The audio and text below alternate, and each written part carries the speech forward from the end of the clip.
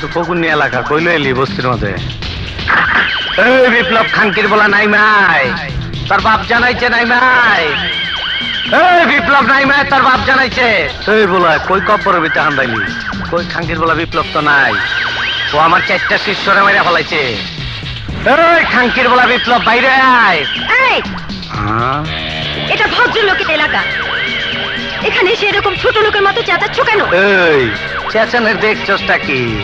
এই তোর ভাই, তোর ভাইয়ের নাম কি? ভাই না, পিরিতের নাগর। ও পিরিতের নাগর, লাইলি বাজবো।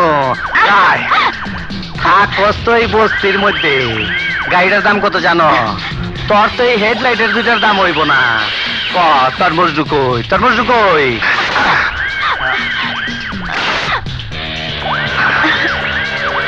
তোর মজদুরে কয়ে দিবি আমার লগে জানি দেখা করে, বুঝছস? নাইলে কি হইব তুই জানস না।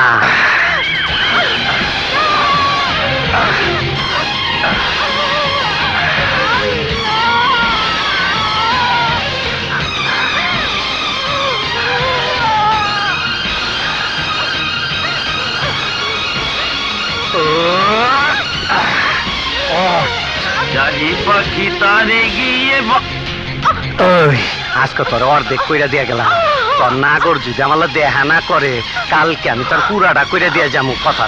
কথাটা মনে রাখিস। বড় ভাগিনাকে খবরটা দিতে হয়। চল।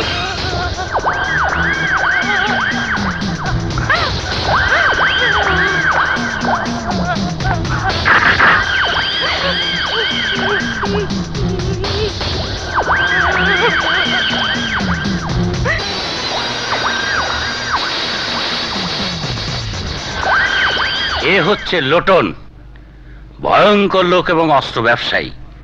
ও তোমাকে অস্ত্র আর লোকজন সরবরাহ করবে, যে কোনো প্রয়োজনে ওরে তুমি কাজে লাগাইতে পারো। ভাগিনা, ভাগিনা, এটা কাটা ইশালা এগুলি কি লেখা রয়েছে?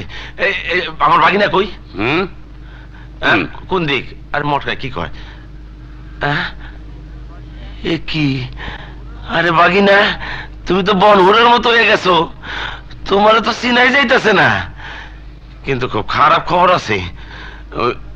ওই যে দিলা কমিশনার আছে না, আমগো মহল্লা আয়া তোমারে খুঁজে না পায়া আয়নারে নির্যাতন